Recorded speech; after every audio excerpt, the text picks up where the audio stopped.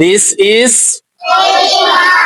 এই হয়, that is ওই হয়। দিস ইজ কখন বসবে? যখন কোনো কিছু কাছে থাকিবে, কোনো প্রাণী বা বস্তু যখন কাছে থাকবে। একটা থাকতে হবে, কয়টা? একটা।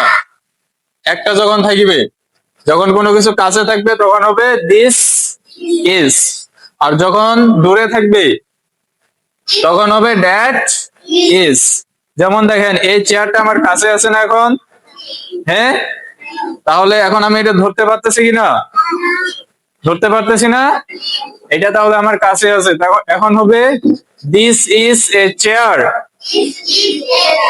This is a chair. আর এখন দেখেন, এই চেয়ারটা আমার কাছ থেকে দূরে আছে, দূরে আছে না? এখন আমি ধরতে পারতেছি? পারতেছি না। তাহলে এখন হবে দ্যাট ইজ এ চেয়ার। দূরে থাকলে হবে দ্যাট ইজ, আর কাছে থাকলে হবে দিস ইজ। এইটা কি বলেন তো? পেন। তাহলে এটা কি আমার কাছে আছে না? তাহলে কি দ্যাট ইজ হবে না দিস ইজ হবে? দিস ইজ এ পেন, এই একটি কলম। তারপরে এইটা কি বলেন তো? বোর্ড।